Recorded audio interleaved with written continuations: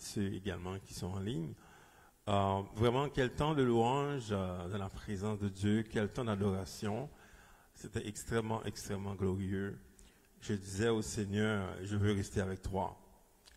Je veux rester avec toi, à l'instar de David qui disait ce qu'il désire ardemment, c'est d'habiter dans la maison de Dieu. Il y a une parole du Seigneur à chaque fois qui me touche. Dans Jean 10, verset 10, Jésus a dit, le voleur n'est venu que pour dérober, égorger et détruire. Jésus a dit, moi-même, Jésus, je suis venu afin que mes brebis aient la vie et qu'elle ait en abondance. C'est vraiment un verset biblique, à chaque fois j'y pense, qui me rappelle tellement de choses. Et donc, dans ce verset, clairement, il y a un choix à faire. Soit tu décides d'être avec le voleur qui va t'égorger, ou bien tu es avec Jésus-Christ. C'est un choix qui est très clair. Il y a des gens qui disent, ah, ma vie est correcte, mais attends, parce qu'un voleur, il est là, il rôde, il va t'égorger. Je dis, Seigneur, je veux rester avec toi, parce que moi, je veux la vie. J'ai toujours voulu la vie. Très jeune, vraiment, j'ai toujours voulu la vie. C'est un homme de paix. À chaque fois, je dis ça, je voulais toujours avoir la paix. Un homme qui aime la vie. Je suis revenu au Seigneur parce que je vois en lui qu'il y a la vie. Il y a la vie abondante. C'est ça que je veux. Alléluia. Moi, je ne suis pas un religieux, moi. Je ne suis pas un homme religieux là, qui est en train de parler de quelqu'un qu'il ne connaît pas. Je parle de Jésus parce que je le connais et je vois en lui, il y a la vie. Il y a la vie abondante. C'est ça que je veux. C'est soit que tu restes, tu attends le voleur qui te vole. Il te vole, des fois, tu ne te rends même pas compte. Il y a des gens, le voleur a volé leur famille, volé leurs enfants, volé vos choses, volé vos maris, vos femmes. Il est en train de voler, Mais la vie est comme ça, vous ne comprenez pas, complètement aveugle. Il est en train de te voler, il vole ta santé, il vole tes choses. La vie est comme ça, complètement aveugle. Des gens qui sont dans un pays riche, aveugles. C'est comme Bartimée qui était à Jéricho, dans cette ville riche, complètement aveugle et mendiant. Vous comprenez? Aveugle et mendiant. Il dit, Seigneur, je veux rester avec toi parce que moi, je ne veux pas que le voleur passe chez moi. Parce qu'avec Jésus, je sais que j'ai la vie. Et c'est ça, les amis, que nous parlons. C'est notre prédication, nous prêchons Jésus. Je ne suis pas un prédicateur qui prêche autre chose, je prêche Jésus. C'est lui, c'est en lui qui a la vie, mais c'est quoi d'autre que tu veux que je prêche? C'est en lui qui a la vie. La vie que nous avons, les amis, c'est une vie qui est contaminée par le péché. Cette vie qu'on respire, cette vie a été contaminée par le péché. Peu importe la façon, tu veux l'améliorer. Tu es en train d'améliorer quelque chose qui est contaminé. Ça ne va jamais être mieux. C'est ça, les amis. La vie que tu respires ici, c'est une vie qui est contaminée par le péché. Tu penses ça va bien aller, il dit ça va bien aller. Mais oui, ça va bien aller. Mais avec le temps, vous voyez qu'est-ce qui se passe.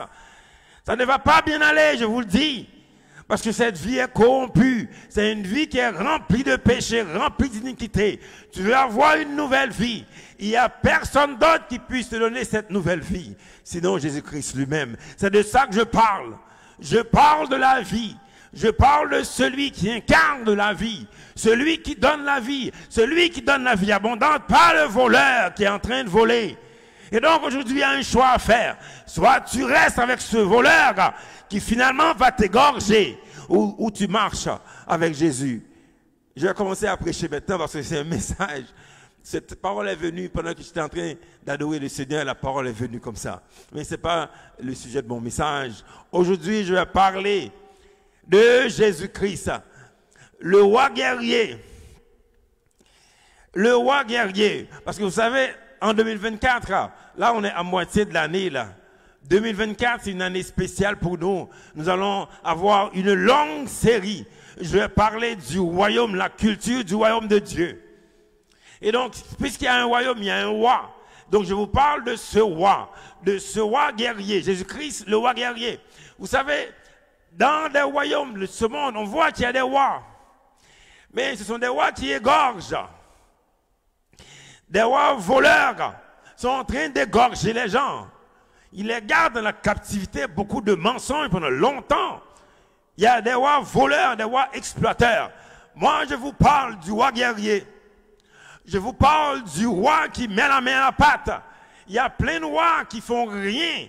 Ils ne mettent pas la main à la pâte. Je vous parle du roi guerrier. C'est incroyable comment on parle du roi guerrier. Parce que ce roi, le roi que nous avons, il est en train de se battre. C'est pas le roi qui se cache là. Beaucoup de rois qui se cachent. Ils ont beaucoup d'hommes qui les protègent. Ils ne se battent pas. Aujourd'hui, je vous parle de ce roi guerrier. Ce roi tout-puissant guerrier qui a toujours été un combattant.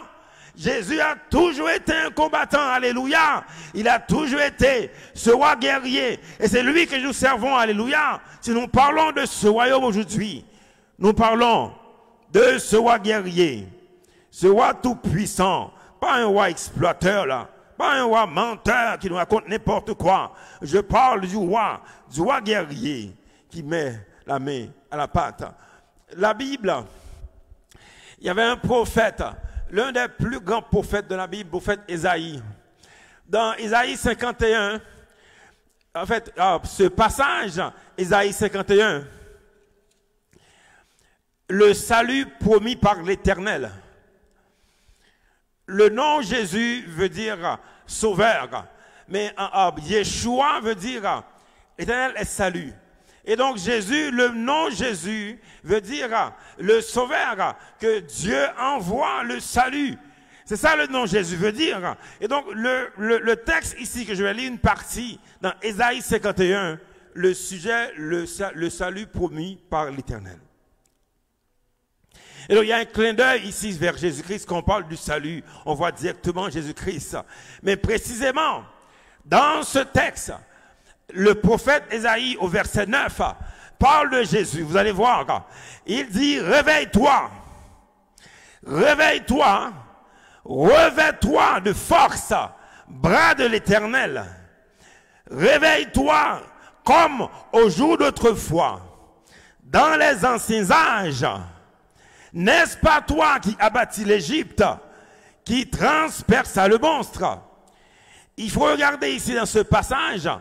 Évidemment, quand on parle du bras de l'Éternel, on parle de qui? On parle de Jésus, ce bras de l'Éternel. Mais pourquoi je le sais? Il y a un verset plus tard, dans Ésaïe 53, le verset 1er. c'est clair qu'il parle de Jésus parce que Isaïe 53 parle de ce serviteur souffrant, celui qui allait souffrir pour l'humanité, pour sauver le monde. Dans Isaïe 53, Isaïe répète encore le même mot quand il parle du bras de l'Éternel. Dans Isaïe 53, le verset 1er, Isaïe a dit, qui a cru à ce qui nous était annoncé? Qui a reconnu quoi? Le bras de l'Éternel. Et donc, ce bras de l'Éternel n'est autre que Jésus-Christ lui-même. Et donc, si on revient à Isaïe 51, Isaïe ici est en train de parler de Jésus. Il y a plein de monde qui pense que Jésus est juste né à Bethléem, un petit enfant là, comme une fléchette. Il y a des religieux qui montrent Jésus comme quelqu'un qui a une fléchette, un petit bébé. Moi, je vous dis, Jésus n'est pas juste un bébé. Jésus est ce roi guerrier, ce roi des anciens âges. Isaïe nous parle de ce Dieu. Il nous parle de ce roi des anciens temps qui a combattu. Et pas n'importe quel combat. Regarde ici qu'est-ce qu'il a dit. N'est-ce pas toi qui as abattu, n'est-ce pas toi qui as bâti l'Égypte? N'est-ce pas toi qui transperça le monstre? Quand on parle de l'Égypte, les amis, c'est le plus grand combat que Dieu a mené. Le plus grand combat que Dieu a mené, il a utilisé son bras qui est Jésus-Christ. Et donc, si vous lisez plus tard aussi au verset 10, n'est-ce pas toi qui as mis à sec la mer, les eaux du grand abîme, qui fraya dans les profondeurs de la mer un chemin pour le passage des rachetés? Jésus était là dans ce combat. Dans le plus grand combat que Dieu a mené dans la Bible, le combat contre l'Égypte, l'Égypte qui est synonyme du royaume de Satan, Dieu nous a montré qu'il a utilisé son bras. Jésus-Christ était dans ce combat. Il était là, le bras de l'Éternel. Jésus n'est pas juste né à Jérusalem, là. Pour les religieux qui nous montrent un petit Jésus comme une fléchette, là. Ils ne comprennent pas, ils n'ont absolument aucune idée qui est Jésus. Nous avons un roi guerrier qui a toujours été là. Ce roi guerrier qui a toujours été là. Dieu a utilisé ce roi guerrier même dans le plus grand combat de toute l'histoire. Dans le plus grand combat, Dieu avait utilisé Jésus qui a bâti l'Égypte. Vous savez, dans le combat d'Égypte, ceux qui ne savent pas, il y avait le peuple de Dieu en captivité. Comme on voit aujourd'hui, beaucoup de gens sont en captivité. Il y avait le peuple de Dieu en captivité en Égypte. Dieu a envoyé Moïse pour aller sortir ce peuple de la main du pharaon. Mais Dieu ne regardait pas le pharaon physique. Dieu ne regardait pas le pharaon physique parce que ce pharaon voulait envoyer le peuple. Le pharaon était fatigué. Il y avait 10 plaies contre lui. Il était fatigué. Il voulait renvoyer le peuple. La Bible dit Dieu a endurci son cœur. Parce que Dieu visait le grand pharaon. Il visait le grand pharaon, le grand Satan qui oppressait le peuple. À la fin de ces 10 plaies, la Bible dit que Dieu a tellement endurci le peuple, le cœur du pharaon, pour finalement, il voulait gagner contre les faux dieux. Que toute la terre aujourd'hui le sait, que Dieu a combattu tous les faux dieux. C'est ça le but, les amis. C'est ça le but, que Dieu a fait en sorte que son peuple était chez Pharaon. Il voulait montrer, c'est lui le Tout-Puissant. Il voulait montrer, c'est lui le vrai Dieu. Les faux dieux d'Égypte ne pouvaient pas garder le peuple. Dieu a fait exprès. Il a livré son peuple. Il était dans l'esclavage pendant 400 ans dans l'Égypte pour montrer, c'est lui. C'est lui le vrai Dieu. Il a montré, c'est lui le vrai Dieu. Mais il a utilisé le bras de l'Éternel, alléluia. Il a utilisé le roi tout-puissant. Il a utilisé le roi vainqueur, le roi guerrier. C'est de ça que je vous parle, les amis. Quand on nous présente Jésus comme un petit enfant là, avec une fléchette, c'est la religion qui nous montre comme ça. Il nous présente Jésus comme ça pour nous affaiblir. Qui va croire dans un bébé comme ça? Qui va croire dans un enfant avec une fléchette? Il nous présente Jésus comme un enfant pour nous affaiblir. Mais nous savons par la parole de Dieu que nous avons le roi guerrier, Le roi qui a détruit toute l'Égypte au complet.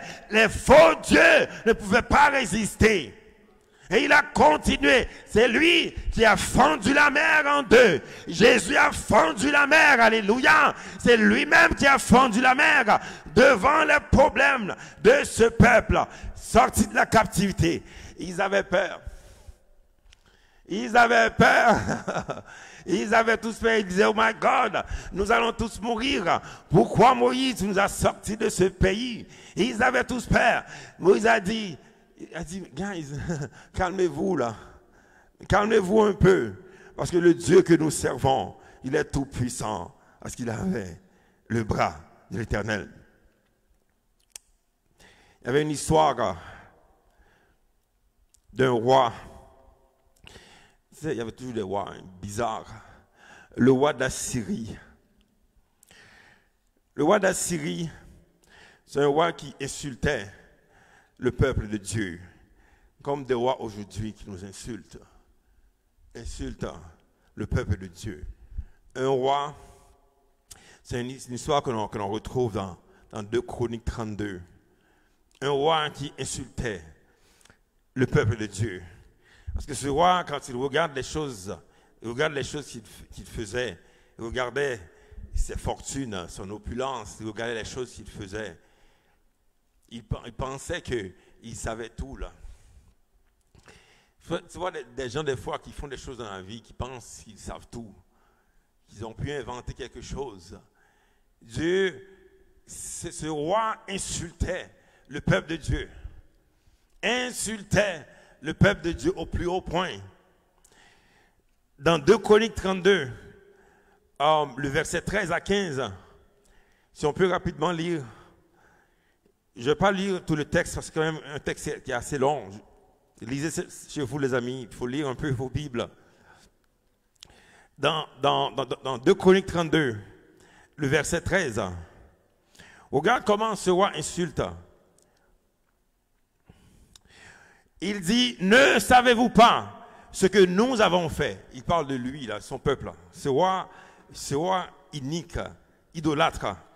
Ne savez-vous pas ce que nous avons fait? Moi et mes pères à tous les peuples des autres pays. Les dieux des nations de ces pays ont-ils pu délivrer leur pays de ma main? Quelle insulte! Ils sont en train d'insulter. Il a dit, parmi tous les dieux de ces nations que mes pères ont exterminés, quel est celui qui a pu délivrer son peuple de ma main pour que votre Dieu, il insulte le peuple d'Israël, il insulte le peuple de Dieu, pour que votre Dieu puisse vous délivrer de ma main. Vous voyez comment un roi insultant, il insulte le peuple de Dieu. Parce que ce roi-là a fait des choses. Parce qu'il avait fait des choses dans sa vie. Et ses pères, ses ancêtres. Il y a des gens qui ont fait des choses dans leur vie. Ils ont reçu des choses de leurs ancêtres. Ils sont extrêmement arrogants. Insultant le peuple, le roi d'Assyrie insulte le peuple de Dieu. Il dit, vous voyez, regardez ce que j'ai fait. Regardez ce qu'ont fait mes ancêtres. Mais de quel Dieu qui va te sauver? Quel Dieu? Un roi complètement idolâtre. Un roi complètement idolâtre. Qui parle comme ça, il insulte le peuple de Dieu. Voyez ici la réaction.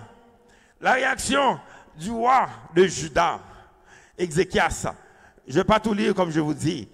Au verset 20, la Bible dit que le roi Ézéchias et le prophète Ésaïe, il revient encore, fils d'Amoth, se mirent à prier à ce sujet. Et ils crièrent au ciel. Au verset 21, la Bible dit, alors l'Éternel envoya un ange qui extermina dans le camp du roi d'Assyrie tous les vaillants hommes, les princes et les chefs. Le roi, ce roi d'Assyrie là, le roi arrogant là, le roi arrogant et méchant là, idolâtre, le roi confus retourna dans son pays.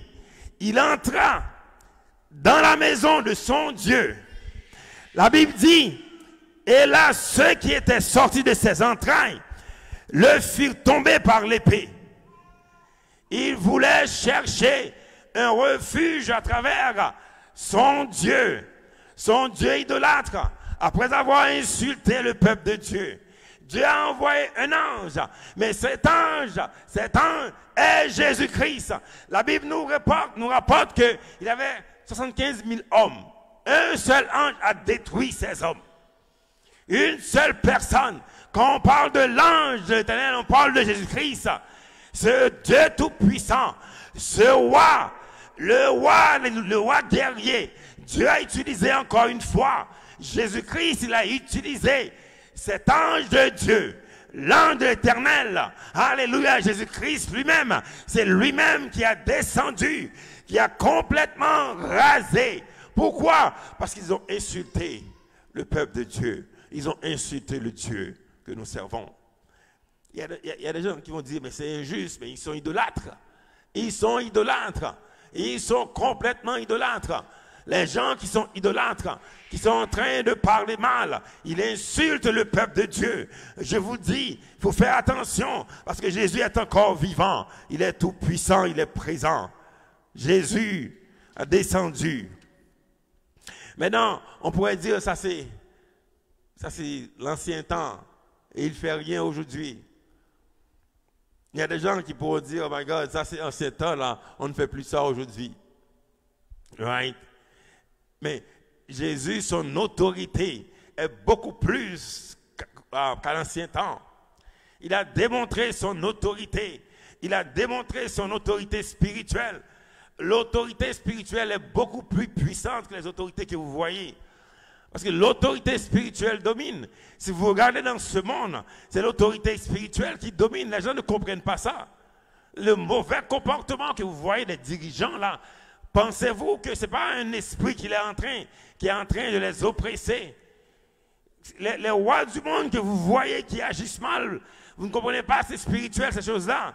Son autorité, Jésus-Christ a montré son autorité sur les esprits qui dominaient dans le monde, qui dominaient dans ce coin de pays.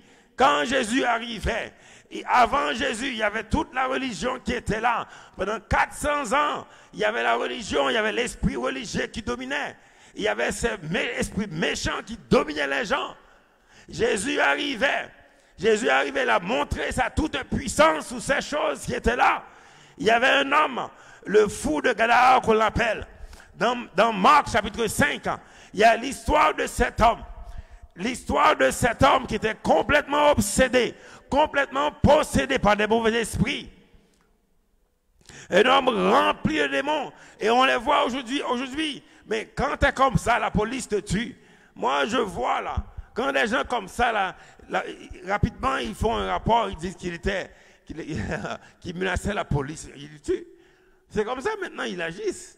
Maintenant, quand ils voient des gens comme ça, là, quand ils voient des gens qui sont complètement fous comme ça, là, qui menacent d'autres personnes, on prend l'arme, on le tue. Mais Jésus, lui, a l'autorité sur les esprits. Jésus a l'autorité sur les esprits. Parce que lui, il est le roi guerrier. Jésus est le roi guerrier. Et ce même roi qui a agi, qu'on l'a vu dans les anciens temps, qui a dominé sur l'Égypte spirituelle. Il a dominé sur les faux dieux de l'Égypte. Il a dominé sur un roi d'Assyrie qui insultait le peuple de Dieu. Ce Jésus également, on l'a vu dans le Nouveau Testament, comment il a dominé. Il a dominé sur les méchants. Il les a livrés en spectacle. Il a livré ces esprits méchants qui oppressaient les gens. On ne les voyait pas. Ils cachaient dans la religion, ils se cachaient. Dans les synagogues, on ne les voyait pas. Mais Jésus, la présence de Jésus-Christ, l'onction qui était sur lui, a livré ces méchants spectacles. On les voit.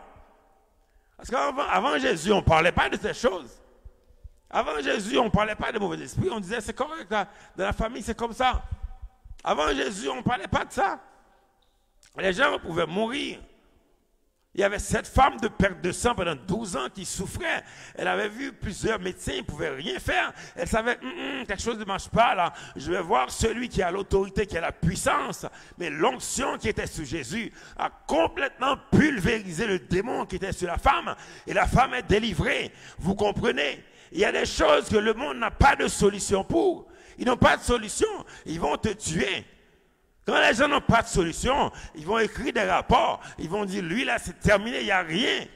Ils vont dire, lui il est fou, il n'y a rien. La femme a consulté plusieurs médecins.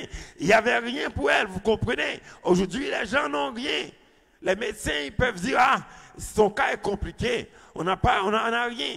On a essayé plusieurs choses, fait beaucoup de tests. Il n'y a rien. Mais je vous dis, Jésus est celui qui a toutes les solutions. Il est le roi guerrier. Et donc, devant cet homme, dans Matthieu 5,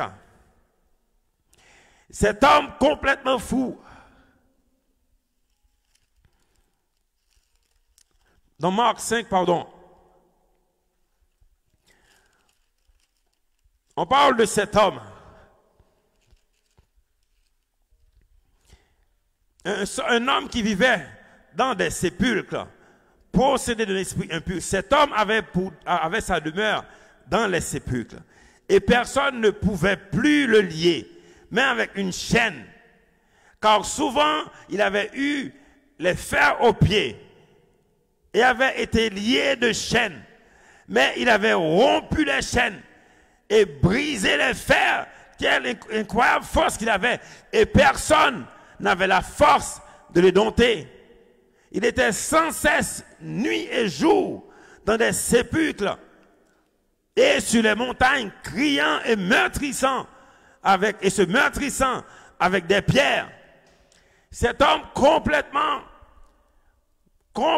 obsédé, complètement oppressé par des mauvais esprits, possédé complètement.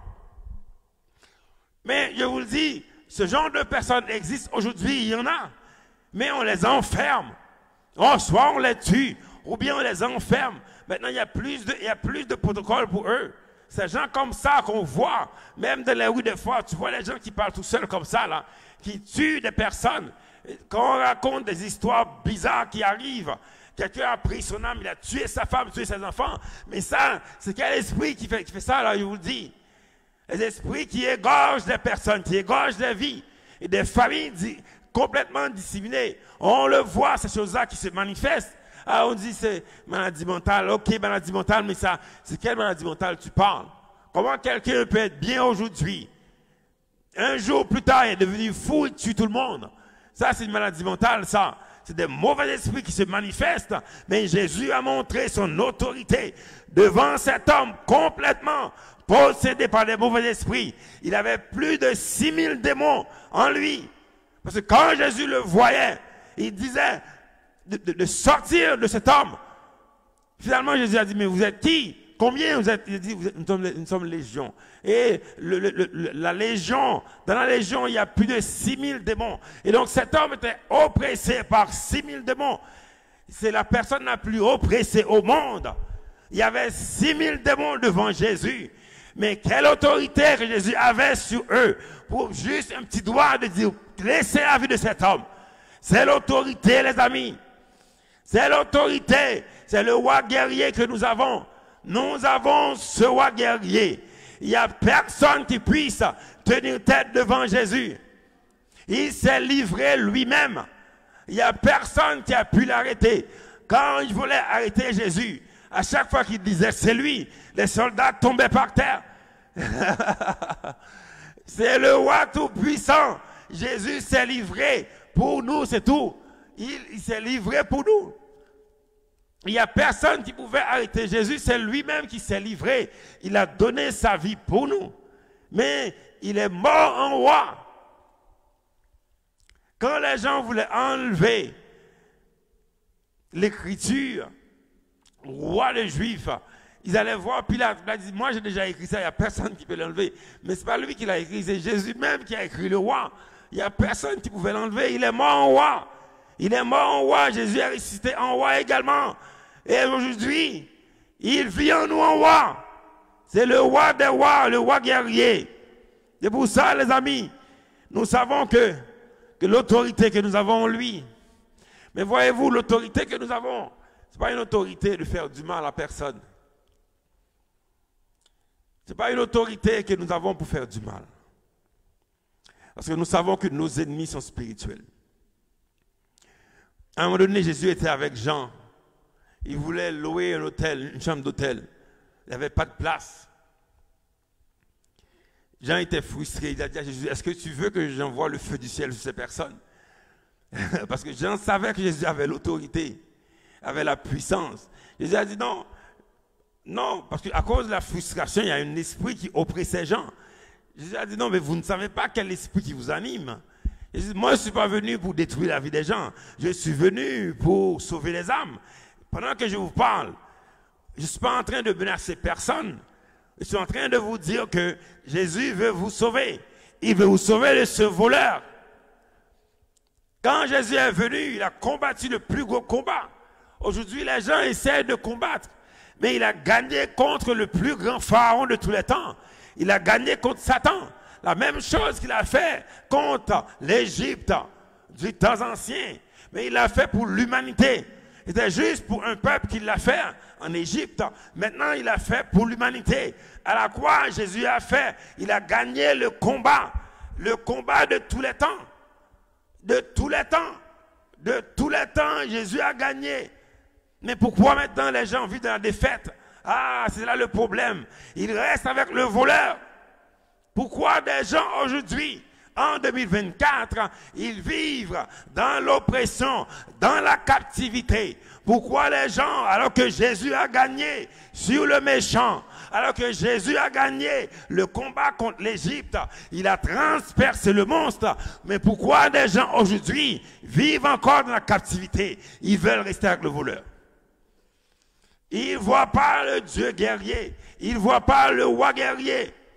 Jésus est le roi guerrier, je vous le dis. On a vu dans la Bible comment Jésus a dominé. Il a dominé dans ma vie également. Il y a beaucoup de personnes qui témoignent comment Jésus est puissant. Comment Jésus est tout puissant. C'est le roi guerrier, alléluia. Il y avait un frère français qui m'avait appelé. Il voulait que je prie pour lui. Il me disait que les démons, les choses comme ça. Il dit, ok, all right, je vais prier.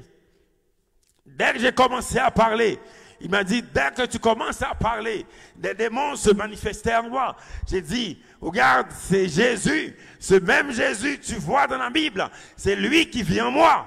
C'est normal. C'est normal que les démons, ils tremblent. C'est le roi guerrier, les amis. Alléluia. Et donc, Jésus n'est pas juste confiné.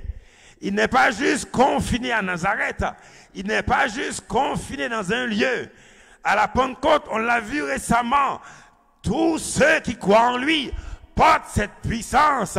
Nous portons ce roi guerrier. Alléluia. C'est pour ça que nous marchons.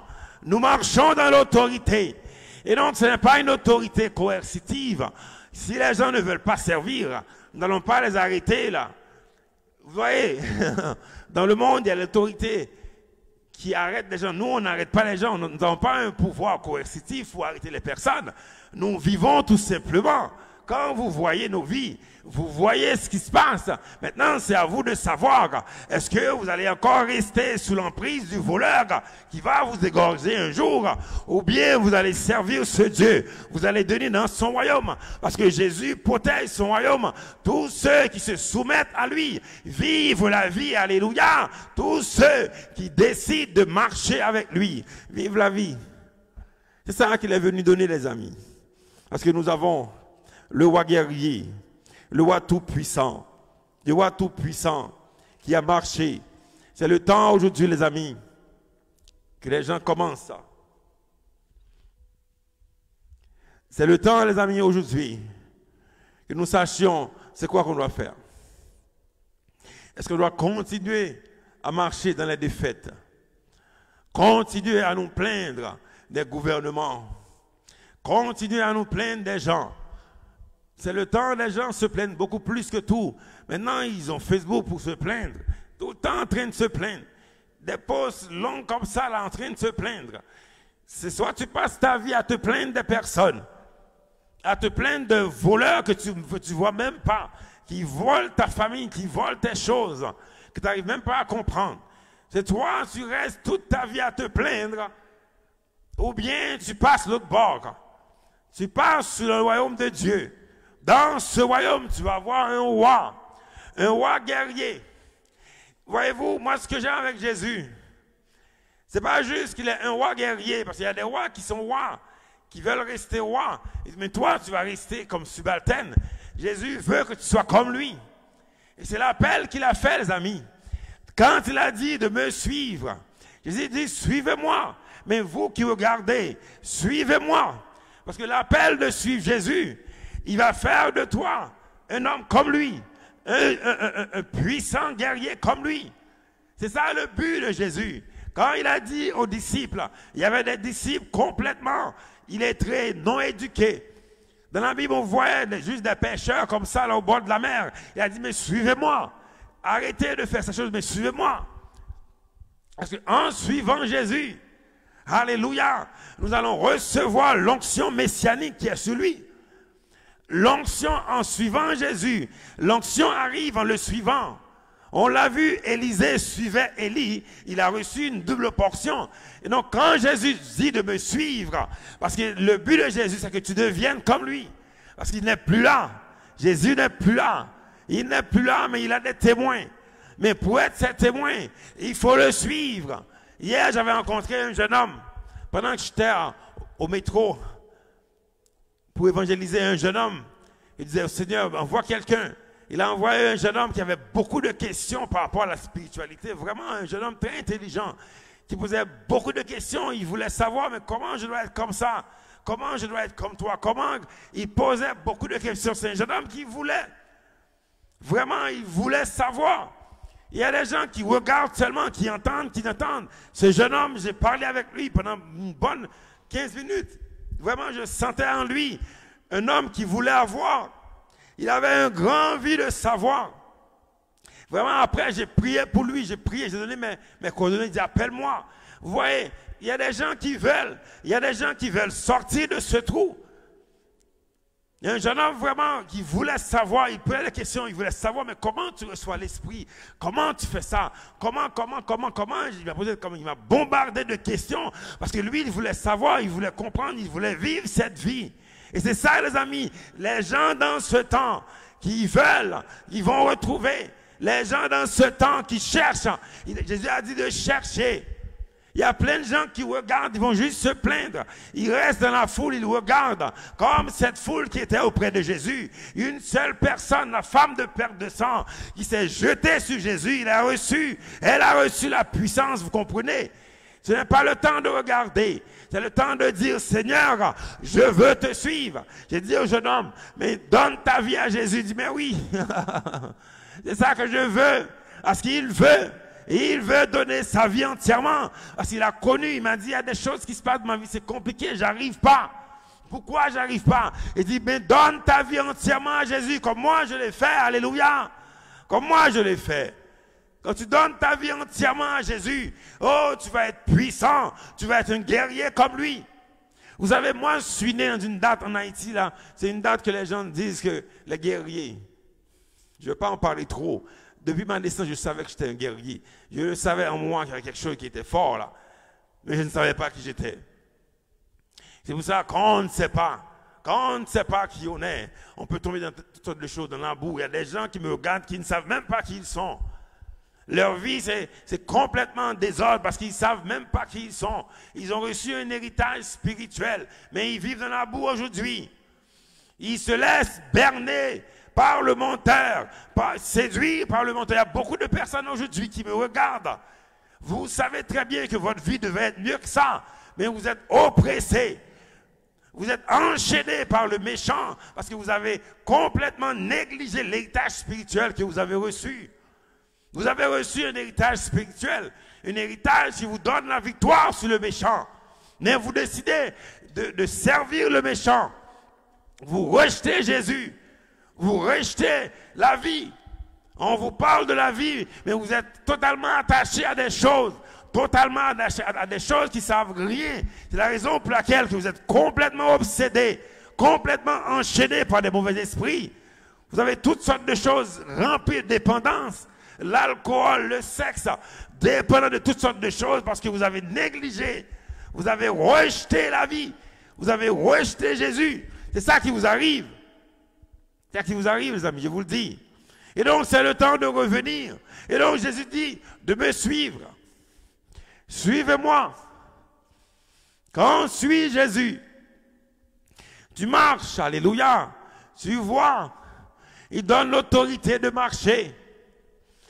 Suis Jésus, tu marches, alléluia, tu vas marcher avec lui, il va te conduire. À un moment donné, tu vas être, alléluia, comme Jésus a marché sur la terre, tu vas recevoir la puissance, tu vas être parmi les témoins. Nous sommes parmi les témoins. Ces témoins qui continuent l'histoire de Dieu. Vous savez, Dieu a une histoire qu'il raconte, mais Dieu veut des témoins, des personnes qui suivent Jésus et qui finalement vont recevoir la puissance, qui vont recevoir cette puissance, qui vont être les témoins. Et dans la Bible, on a vu des témoins. On a vu Moïse, un grand témoin de Dieu. On a vu Josué, un grand témoin. On a vu Élie. On a vu le roi David, un grand témoin. On a vu l'apôtre Pierre, l'apôtre Jean, l'apôtre Paul. Des personnes qui ont vécu la puissance de Dieu, de grands témoins. Et ça, aujourd'hui, Dieu te l'offre. Dieu te l'offre aujourd'hui de marcher, de suivre Jésus. À l'instar d'Élisée, là, qui a reçu la double portion. Mais quand tu marches, quand tu suis Jésus, tu vas recevoir l'onction messianique. L'onction messianique est la puissance et l'amour de Jésus-Christ. Mais tu vas le recevoir, mais il faut suivre. Parce que ce roi guerrier ne veut pas juste se montrer comme roi, mais il veut faire de nous des guerriers. Alléluia. Moi qui étais faible, moi qui étais un homme complètement faible, j'ai passé 14 ans dans le désert spirituel, complètement faible. Jésus-Christ a fait de moi un guerrier. Et moi, ce que je vais faire des guerriers. Alléluia. Jésus veut faire de toi une guerrière, un guerrier. On veut voir des guerriers, des personnes qui vont pas avoir peur. Il y a beaucoup de gens qui vivent dans la peur, ils savent même pas pourquoi. Parce que tu n'es pas un guerrier, tu ne pries pas. Tu n'as aucune vie de prière, tu as peur. Tu vis dans la peur. Tes enfants ont peur, tout le monde a peur.